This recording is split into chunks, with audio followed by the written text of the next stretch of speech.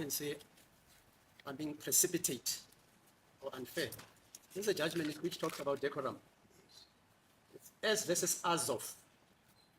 1974, 1 SA 808T, Transvaal Provincial Division.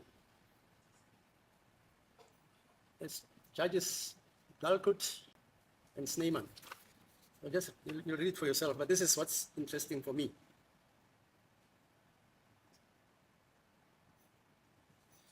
This judge says, these judges, it was on appeal. In fact, the record fully supports the magistrate. When it went for appeal, the magistrate complained about the conduct of the attorneys.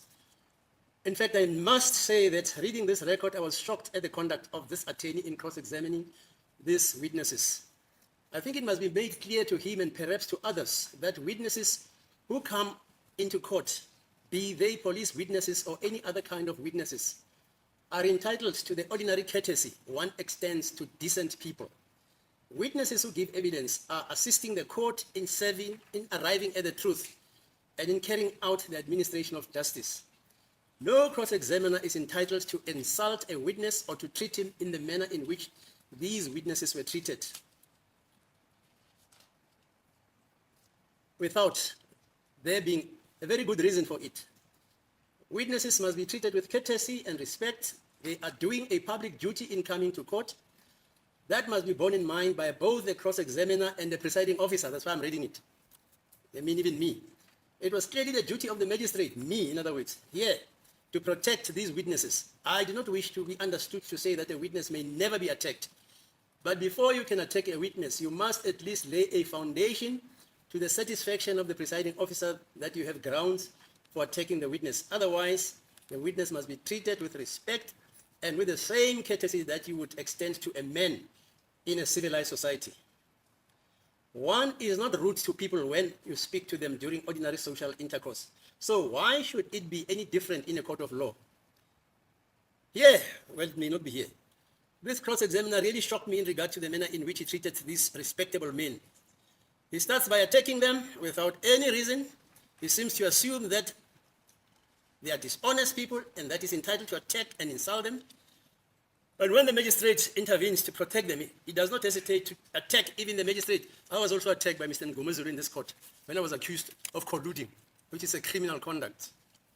Colluding with Mr. Baloi, whom I never even knew from a bar of soap.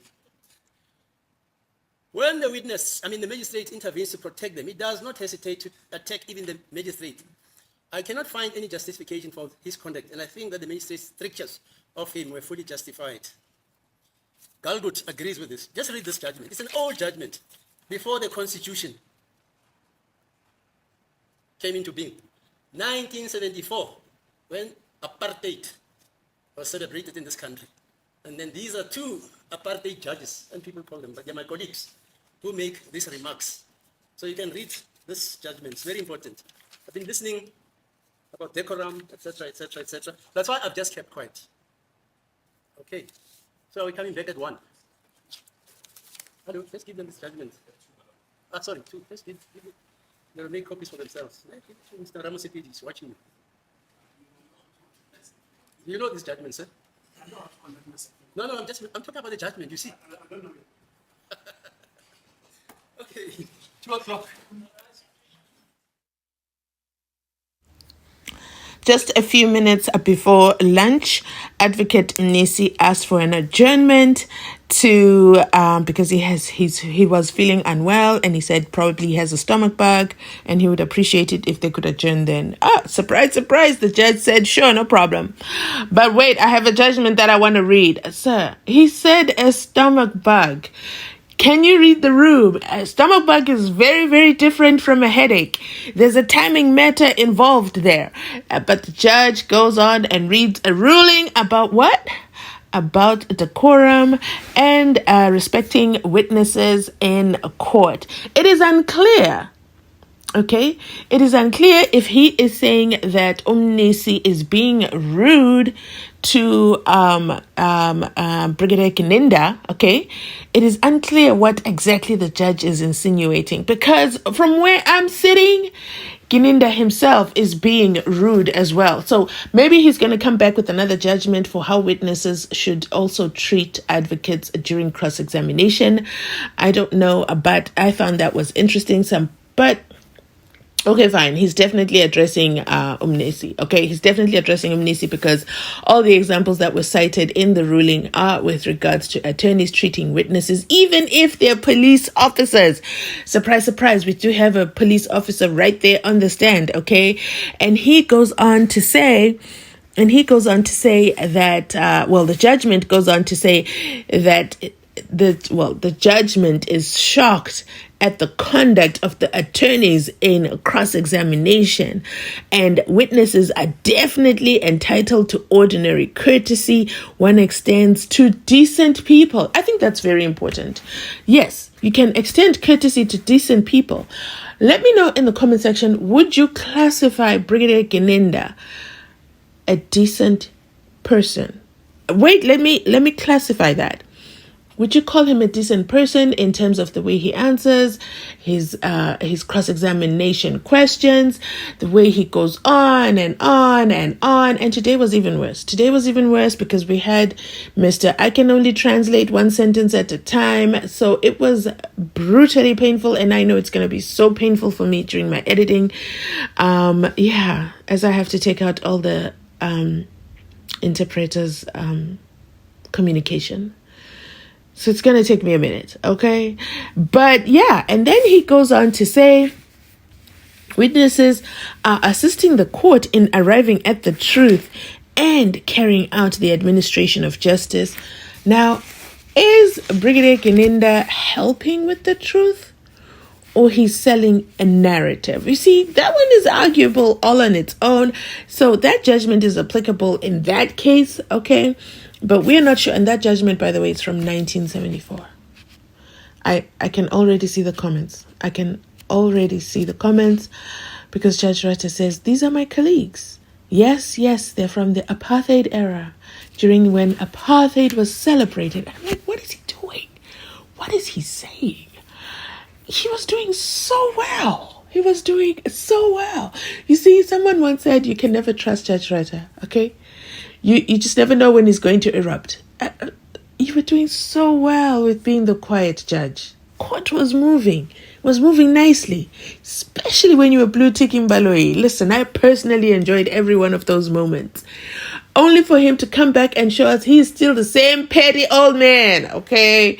And he says, I was accused of colluding. I was attacked by Ngome Zulu and accused of colluding with Mr. Baloyi, somebody I don't even know from above soap.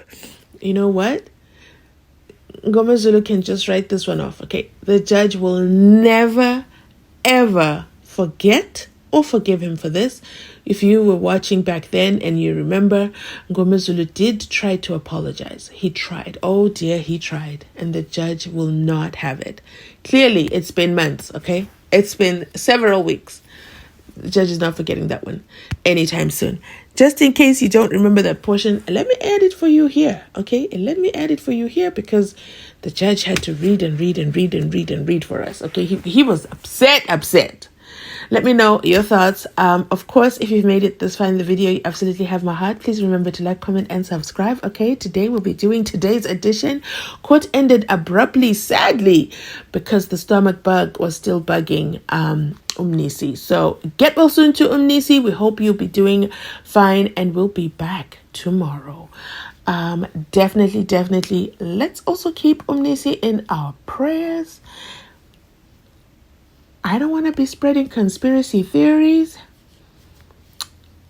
but I hope it's just a stomach flu. That's where I'm going to leave it. Okay? So let me end it right here. I'm going to add the clip from Judge Ratha and Ngome Zulu because, hello, we do miss Advocate Ngome Zulu. Okay? Channel members, make sure you drop Ngome Zulu emoji in the comment section and still wish them both get well soon messages. Thanks for watching. I'll catch you on the next upload. Whatever information that comes after a full disclosure, after the trial has commenced, it's ambush. You are saying I'm a cheat for the serious reasons. I'm concluding. I've taken a form, if you don't know it, to administer the laws and the constitution without fear, favor, or prejudice. I think that's how our disease. I don't know, Mr. Wagoin in a bar of salt. Have you not heard when I mentioned 4629 Another, with the time? another challenge, ma'am, is you're talking low. Ukhulumela phansi. You are speaking very low. What?